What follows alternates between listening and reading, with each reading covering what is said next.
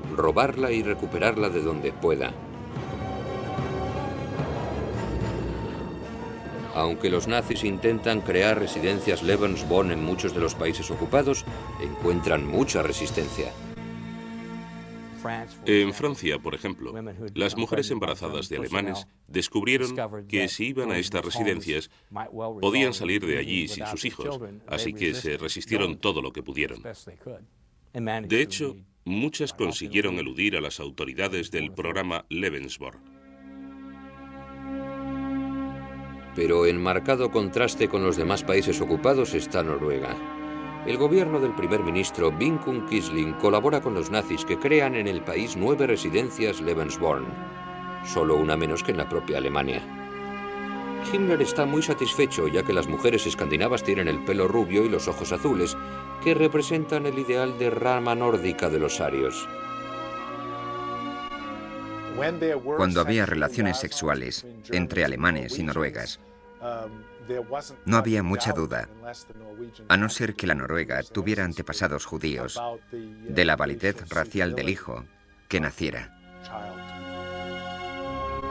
Thor Brandager es el producto de uno de esos romances durante la guerra. Hoy en día dirige la organización noruega Lebensborn. La Noruega era vista como la perfecta mujer aria. Buena sangre, rubia. Sí, se la podía llamar una aria pura.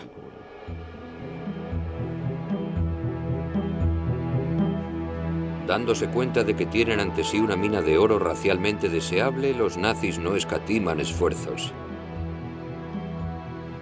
Todo lo que ofrecía el Estado alemán, comida, doctores, atención médica, todo era excelente. Era un sistema totalmente hospitalario dentro del sistema, solo para Lebensborn. Pero hay una trampa. Pueden ir a las residencias y dar a luz de manera anónima. Cuidarán de ellas, pero tienen que firmar un papel que dice que su hijo será entregado al Estado alemán. No te devuelven el hijo después de que nazca. Lo enviaban a Alemania, a familias de acogida, clínicas de maternidad. Pero no había otro remedio, porque ser una chica soltera en la guerra, embarazada de un soldado extranjero, no era fácil.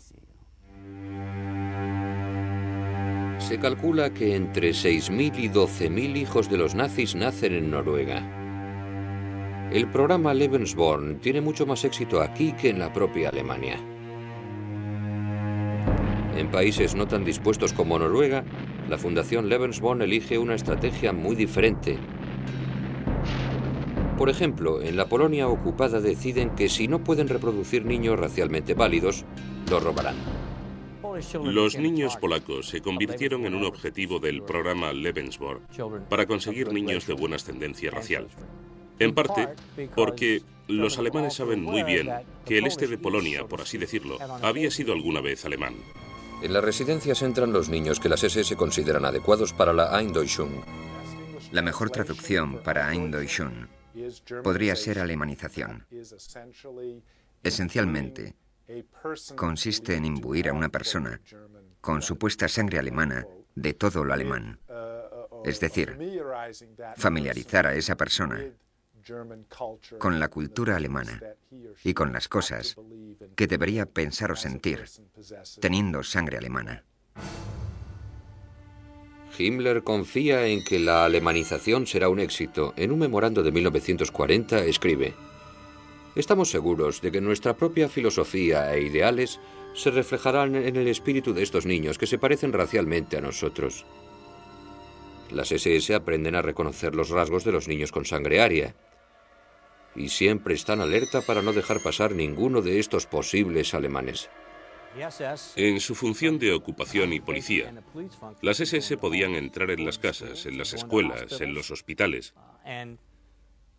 y así determinar si allí había algunos niños que parecían alemanes, muy arios, e identificarlos como tales.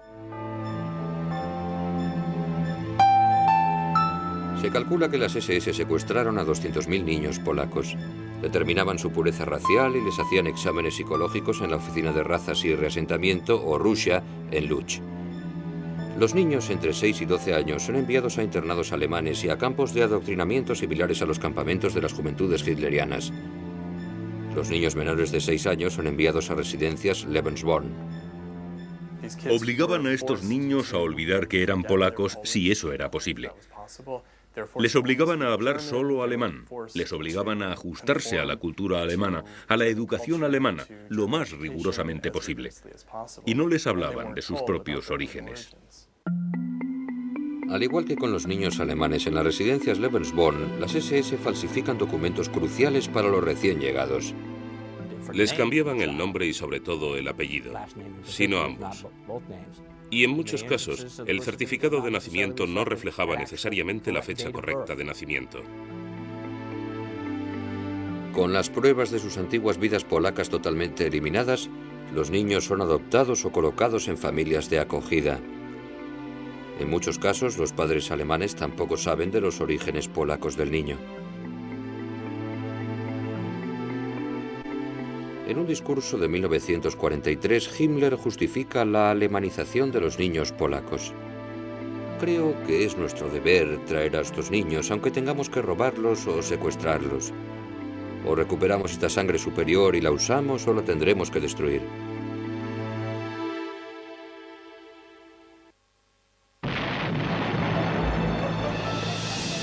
En abril de 1945, las tropas americanas, británicas y rusas se están cercando a Alemania.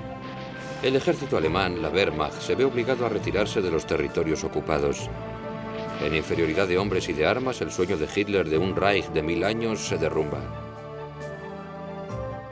Cuando la Wehrmacht tuvo que retirarse de la Unión Soviética y luego de Europa del Este, y por último volver a Alemania, las residencias Lebensborn fueron evacuadas.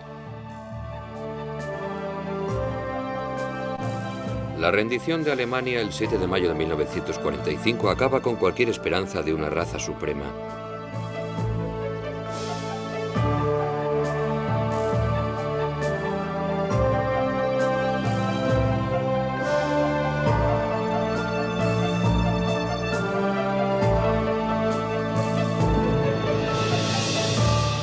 El líder de las SS, Heinrich Himmler, intenta huir de Alemania, pero es capturado por las tropas británicas. El 23 de mayo de 1945, estando detenido, se traga una cápsula de cianuro y se suicida.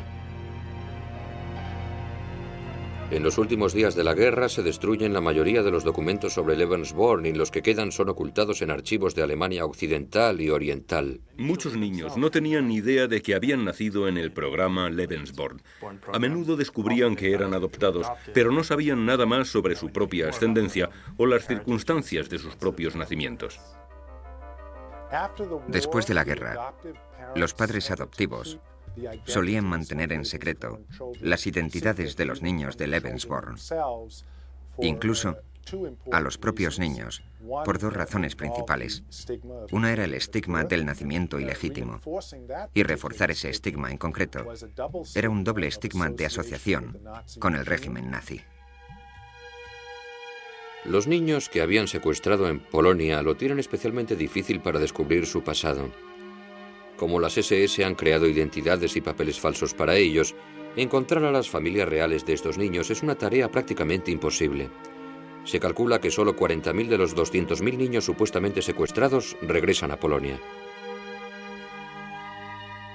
Las autoridades angloamericanas se mostraron reacias a separar familias si el niño había sido adoptado y se adaptaba bien a su familia alemana.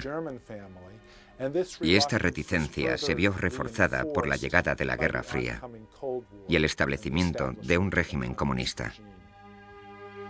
Los miles de niños nacidos en Lebensborn tardarán años en empezar a comprender su papel en el experimento para crear una raza suprema. Helga Karau nació en la residencia Lebensborn de Steinherin, en Alemania. Mi madre era una mujer guapísima. Era alta, con ojos azules, rubia y muy hermosa. Llegó a Múnich en 1934 para trabajar como secretaria de Martin Bonin. El padre de Helga era un soldado de las SS con quien su madre tuvo una breve relación. Después de su nacimiento,